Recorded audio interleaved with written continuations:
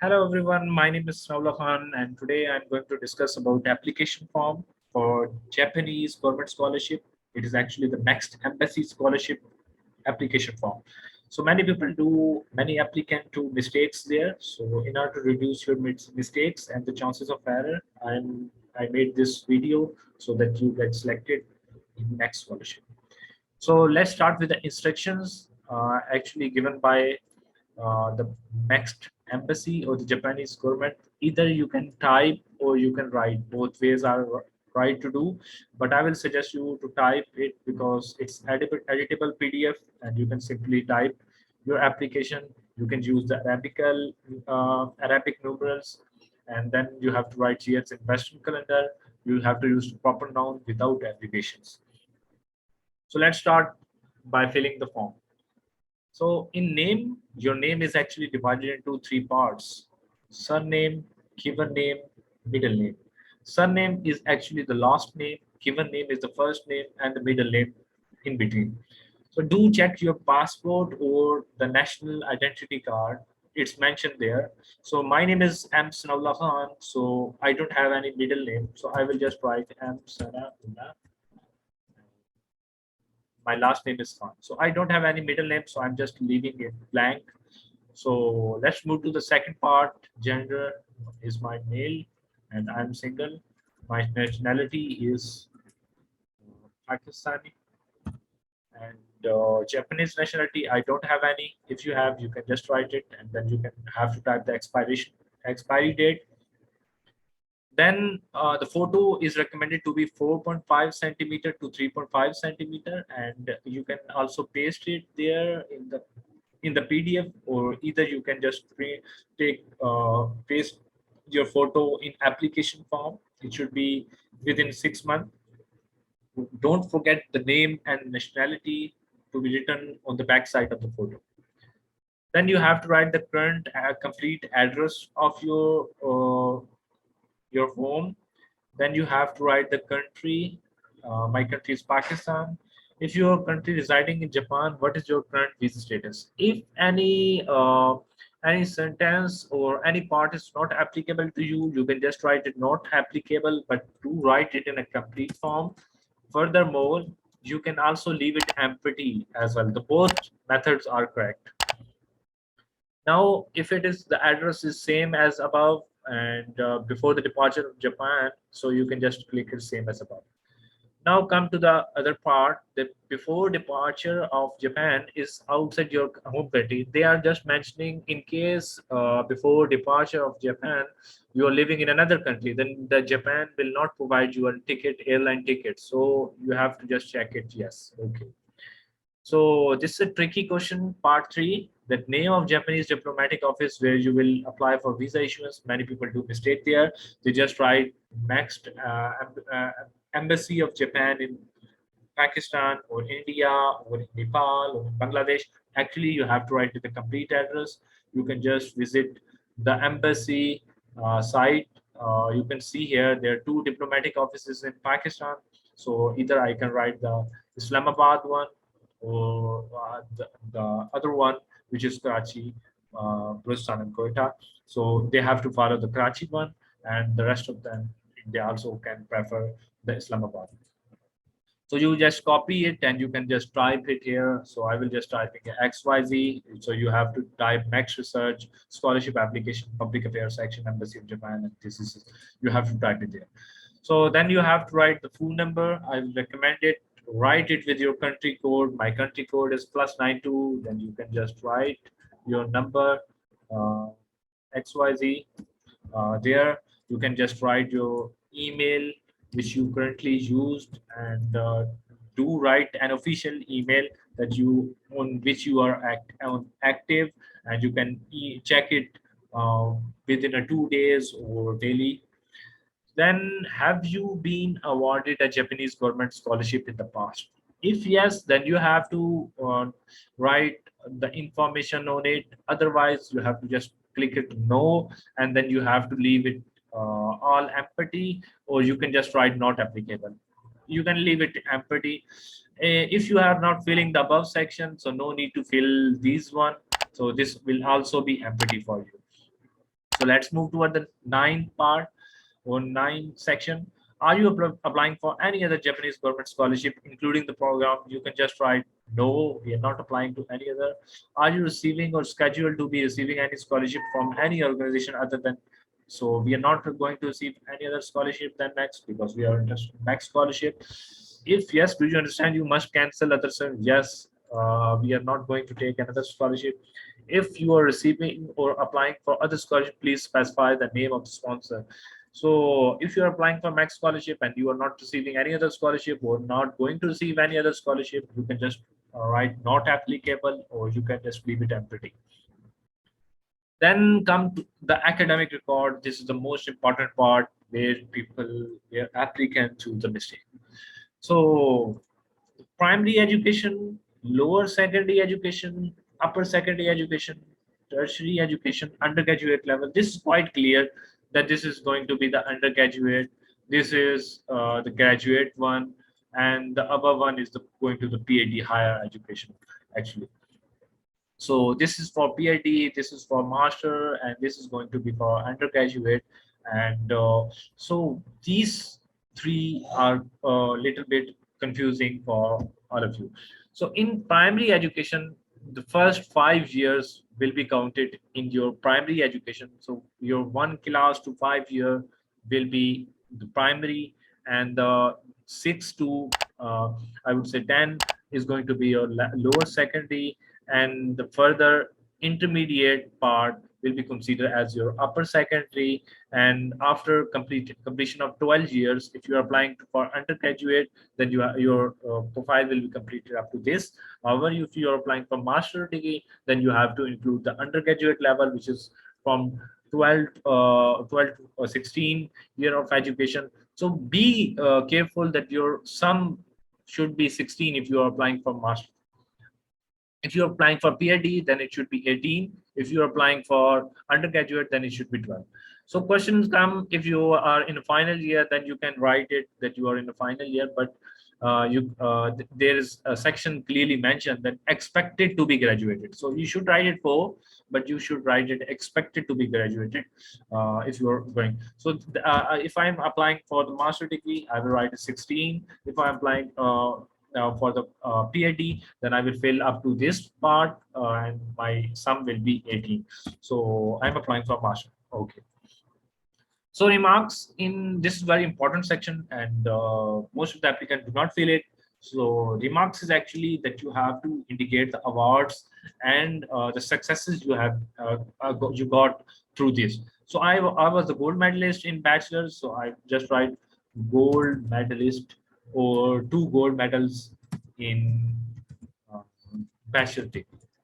So you can just write it. Similar in the case of secondary education, if you have any other achievement, you can just mention there in the remarks. So it's better to include your awards or important things that you think that can help you to win that scholarship. Do mention this. Then comes to the 12th part. This is the field of specialization studied in the past. Be as detailed and specific as possible. They wanted to indicate that you have to be comprehensive, you have to be brief, and in a concise way explain it.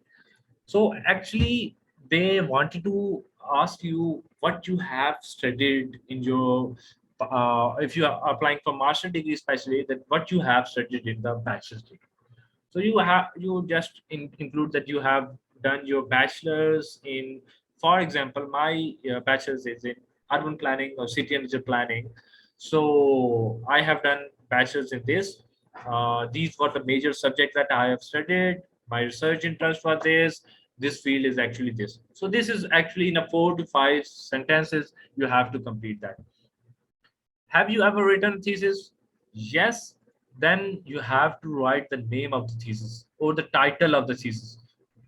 And the mistake applicants do that they don't write it proper, actually the title same as they have done the thesis. So don't actually forgot to write exact title that you have done in your thesis. So just check your thesis, then write the name of your thesis. If it is not published, then you have to write your thesis name. Furthermore, the first course you plan to take in Japan. This is very important. That if I'm applying for master degree program, so I will just check with the master degree program. Furthermore, I can click on doctoral program. If I'm going as a research student first, so then non-degree. So I will recommend you, if you're applying for the master degree, then the master, then professional. Preferred month of arrival in Japan. Actually, through embassy track, they have two intakes. One is April intake, and the second one is September October intake. So it's better if you can adopt or you can apply to both. You can just ask, then I both are okay for me, acceptable to me. I can either come to the in April, and I can also come in September October.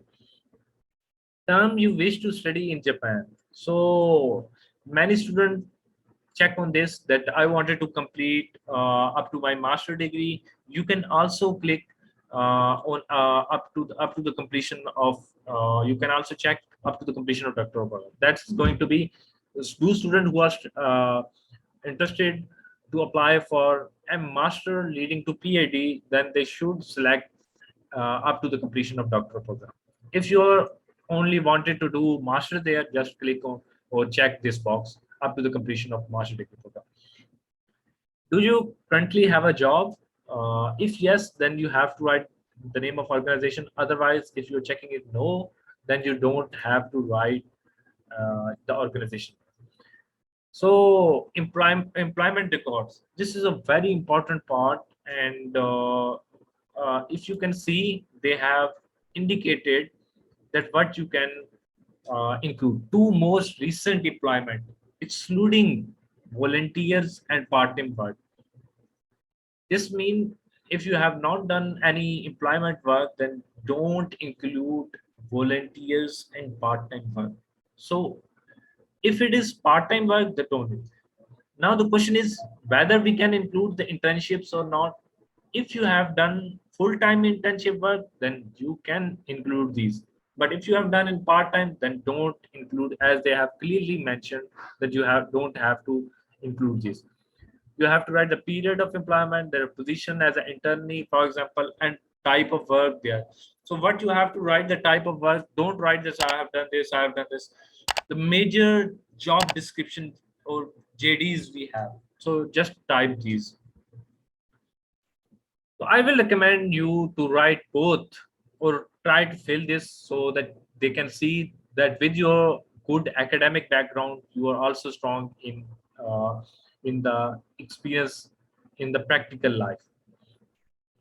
So after your CGPA, your research background, your experience in the field, the most important part of your application is this part, section. Motivation for studying in Japan. Why you prefer Japan for your higher education? This is very important section. So first question they are asking is that what was the trigger for having an interest in Japan? So let me tell you few tips how you can do this part. So actually, they wanted to know why you actually select Japan for master or PhD degree. What was the trigger? What actually inspired you to apply? So I can say that you can indicate, like for my case, I have written in my application that in my childhood, I came to know that Japan was very famous in different electronics. Like I know about the bullet train is very famous. I know that the technology they have infrastructure very well. Their research is very good.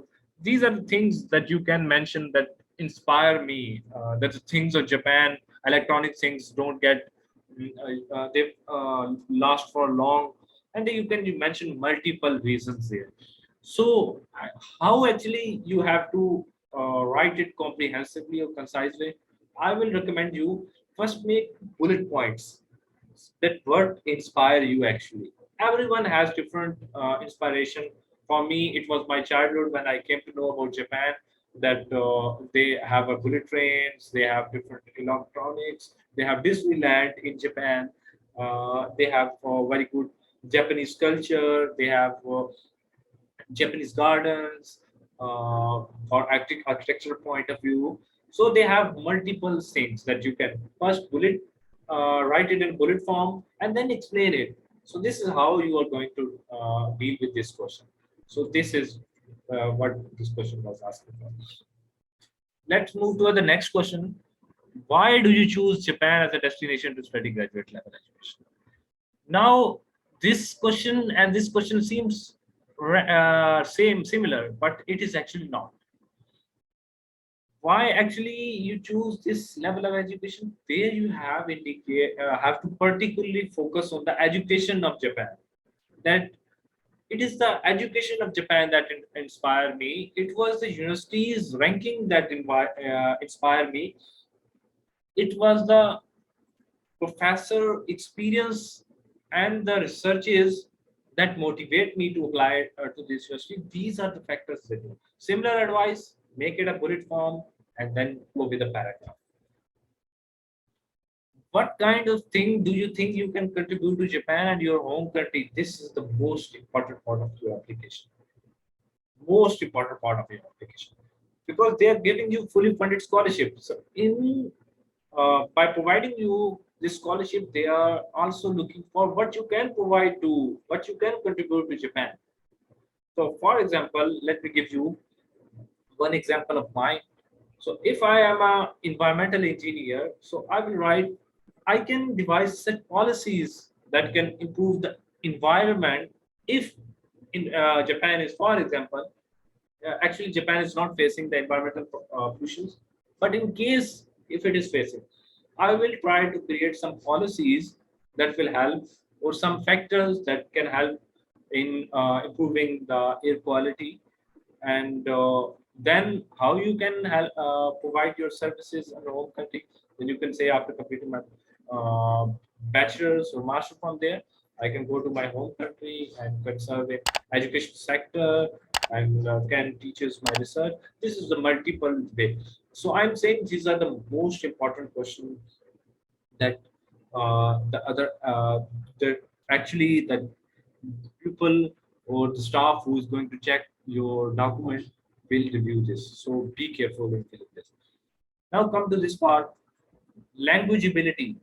So this is a very important part. You can say this is self-rate on a scale 3 to 0. 3 mean excellent, 2 mean good, 1 mean fair, 0 mean poor. Japanese, you don't have any, if so you can write 0 there. In English, if you are good in reading, you can write 3. For example, writing 3, speaking 3, and listening 3. So you can just write 2. So you can score like this. If you have any other language, you can just write this one. Japanese language qualification. So if you don't have any, just leave it empty. English language qualification, if you have given IELTS, IPT, if you other, you can write English proficiency certificate.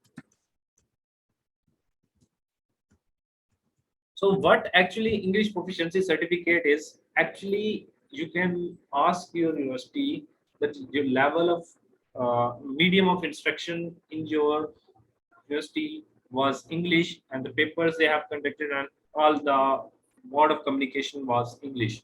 So they will just create it. This is going to be the English proficiency certificate issued by your university, and that will work as an English language qualification. Then you have to write the accompanying dependents provide the following if you plan to bring and family members to Japan. So you can just write it in case you are bringing to them. Now, in case of emergency, because you are moving to another country, so you might face some problem, or you have might face an emergency. So they need this someone whom they can contact. So you can either write your name of father, you can write the name of your siblings, your current address. Don't forget to write the number without country code, email, occupation, and the relationship. If you have any past visits or stays in Japan, you can just list down there. Then application signature. There are two ways to do it. Either you can add your e-signature, online signature, or you can, after filling the whole application, you can just do your signature on that. Just write your date of application. This is how you can fill this application form. I hope you like my video. Don't forget to subscribe my channel. I did my best to indicate all the point you have to do there. So best of luck for next embassy track scholarship or Japanese government scholarship. Thank you so much for joining.